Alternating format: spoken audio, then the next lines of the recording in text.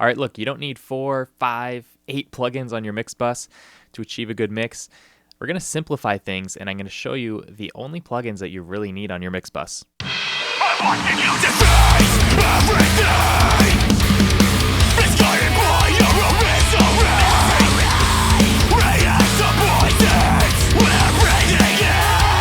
What's up? I'm Jordan Valeriot from hardcoremusicstudio.com, and in this video I'm going to show you my incredibly simple approach to the mix bus, and I think that it's kind of against the grain of a lot of what I've seen out there, especially in the heavy hardcore rock metal world of mixing tutorials and such. I see a lot of really heavy processing on the mix bus, and this is maybe kind of stems from the top-down mixing approach, which I pretty much do the opposite, but top-down says, start with basically the buses, and the biggest bus of all is the mix bus, right? Everything's ultimately going there, so why not process there first, do some really big broad strokes that's going to hit everything in the mix, and then only as you start still hearing problems after that, then you start narrowing down on the instrument buses like a guitar or a vocal bus or a drum bus, and then to the individual tracks. Now if you look at my screen here, you can see that I do the exact opposite. I've got a lot more plugins on the individual tracks here than I do on the buses. You can see on my guitar bus here, I've got no plugins at all. And same with this keys bus. This vocal bus, I just have a multi-band compressor, hardly doing anything. And then on my mix bus, I've got only 2 plugins. So we're going to dive into what these are. But first, the problem that I see with overprocessing on the mix bus, it's hard to explain, but what I hear is just mixes that they just sound kind of lo-fi in a way, and they just have this kind of grainy haze, or this muddy haze over top of the whole thing, and we just don't get that space and that air and that sparkle and clarity out of the mix. And I think that happens because you do these huge broad strokes, and it brings out good things in the instruments, but also brings out some things that you don't want. For example, you might want to boost 60 hertz on your kick and bass, but if you're doing that on the mix bus or across whole buses, you don't necessarily want that on your snare track or on your lead vocal track, or definitely not on a rhythm guitar track. So, this is pretty obvious to me to see why this doesn't work. Or you might want to suck out maybe the muddy area around 300 hertz on, to be fair, maybe you might do that on a lot of different tracks.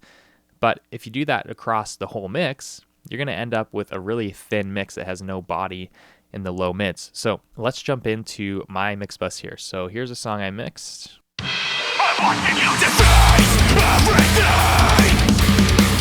So the first plugin on my mix bus, this is the SSL bus compressor.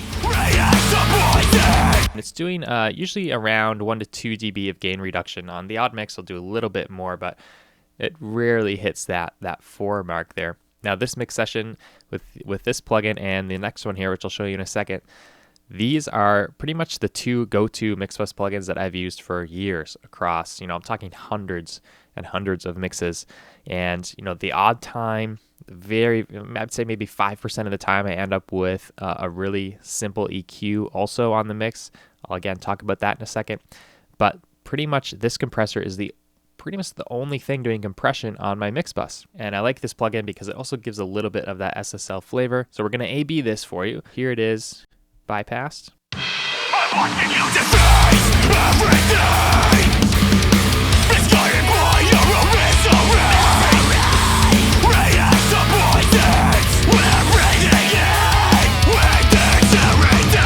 So this is a pretty subtle difference. So notice how when I'm bypassing this plugin on the mix bus, the whole mix is not falling apart by any means. But to me, what it's doing, it's subtle, but it's just kind of containing it. It's kind of just putting a little bit of a fence on it, a little border on it. It's kind of tucking the drums in a little bit and just giving everything its own little container, and kind of, with the transients on the drums, it's kind of ducking everything. So it's keeping it a little bit more consistent and just compacting the mix in a good way. And that's really it. And like I said, I mix with this on starting about maybe halfway through the mix, maybe a little bit earlier. And I keep it doing, fairly light work there. And that's it. So I just have the SSL compressor. And this second plugin here is the Slate FGX. Now, this compressor unit is not active at all.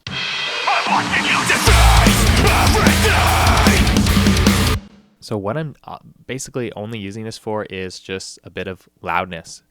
So I only started using this maybe a little bit further on in my mixing career. Once I was very, very confident with the mixes I was sending off, I just wanted to start hearing it a little closer to kind of the loud version, the loud finished mastered version, but not, not all the way. I'm definitely not crushing it if you see the meters here.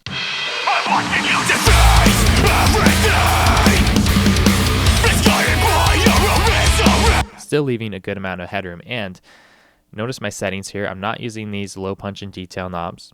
I'm only just adding some gain and a little bit of this dynamic perception knob. I find that just helps give it a little bit more width and energy. But again, only using it barely to the 1 mark there. And for heavy mixes like this, I put it closer to the hard end of the processing because I want it to be more of almost like a clipping style of limiting and loudness rather than like a smoothing off of the transients that you might get with typical limiting on other genres.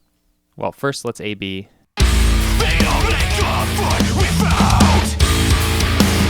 So we're getting volume, but if we go to constant gain monitoring here, despite adding gain and loudness here, this button just means you can A/B it while having the actual volume stay the same. And this will allow us to take volume out of the equation and just hear what the processing is doing to the mix.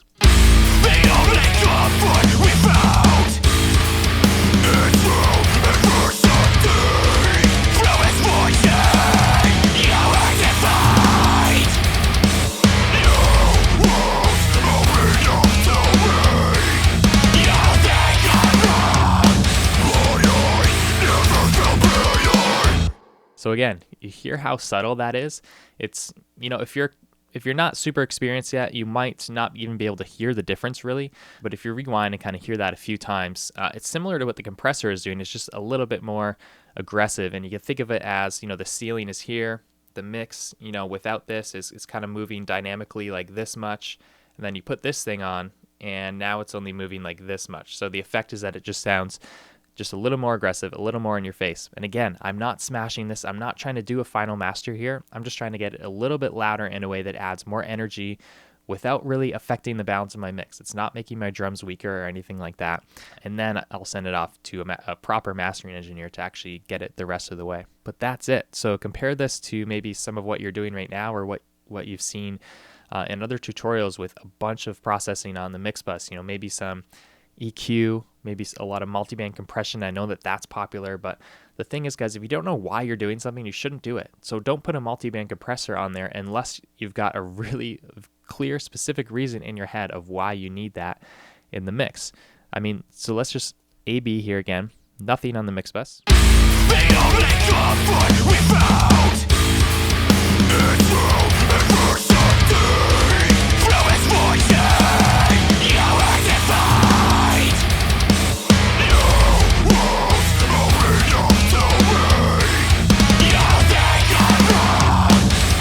Kind of crazy how subtle that is, but that is the way that I work across basically all of my mixes.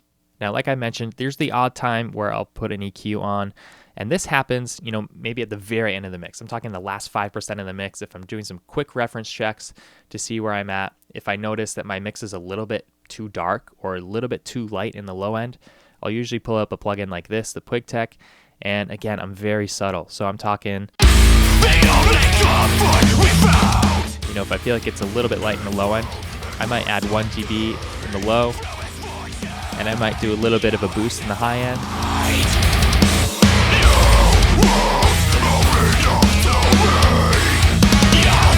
But again, that's super rare. I didn't use it in this mix, and I don't use it in 95% of my mixes. That's only if I get to the very end and I just think the entire mix as a whole needs a little bit of a boost in any particular area, and I keep that very subtle. I almost never use multi-bands on the mix bus, and it's just the SSL compressor or something similar, and then the Slate FGX for loudness. So I'm just opening up one other session here for you to show you one alternate plugin I've been experimenting with. I don't know if this is going to be in my final workflow yet, but it's this Waves CLA Mixdown plugin. So this basically has Chris Lord-Alge's kind of favorite compressor settings and EQ settings and drive and whatnot, and kind of the analog flavor that he likes, all built into one plugin. So this is a little bit more heavy-handed than the SSL bus comp you saw me using, which again, I use that on countless mixes, hundreds and hundreds through the years. Only recently I've been experimenting with this new plugin to see if I can get a little more drive and glue on the mix. So you see we've got bass and treble, so high end, low end, glue, which is the compressor, and drive. So let's check out this one. AB it.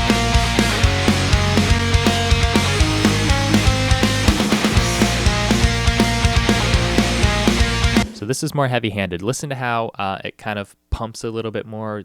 It's a little bit more punchy with it on, and it also kind of just gets a little more aggressive due to the drive here.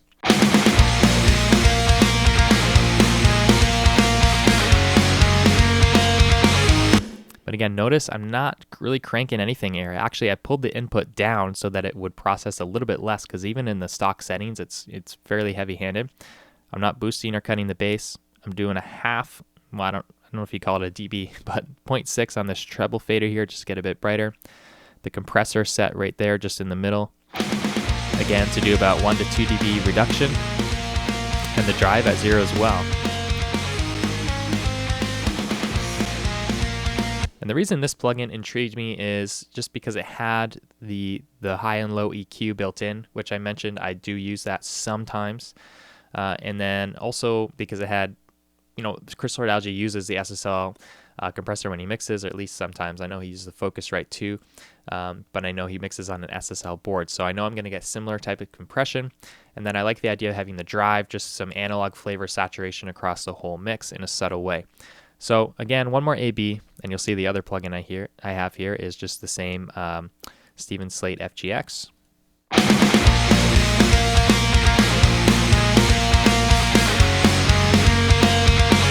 So this is more heavy-handed. Again, I'll mix into it from about, halfway through the mix onwards.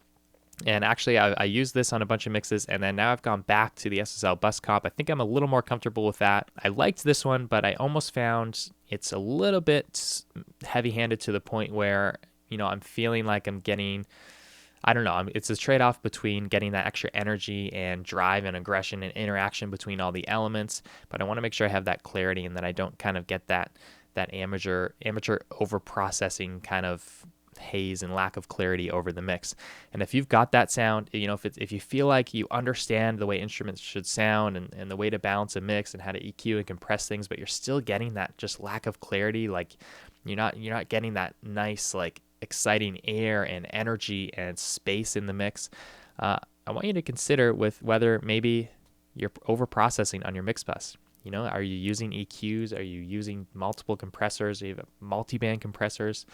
I would encourage you to just start with only a very simple compressor, just doing light lifting there, and try to get everything right on the individual track basis. That's the way I prefer to work. I like to have control over all the individual elements, and then only then, if I hear really broad issues that need fixing, for example, if all the drums are too dark, then of course boost on the drum bus.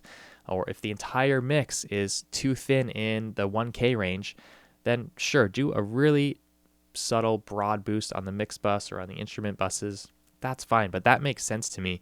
I'd rather have as much control as I can over the individual elements first, only using the broad strokes bus processing to make subtle moves and fix just subtle issues on a broad scale. That just makes sense to me. So give it a try. Now, if this was a bit surprising for you, you'll want to check out some other surprising tips I've got for producing heavy music that slams. It's over at hardcoremusicstudio.com, and that's my free PDF guide where you can see 5 surprising keys to producing heavy music, and I think you'll enjoy that if you found this video surprising. So check that out at hardcoremusicstudio.com, and I'll see you again in the next video.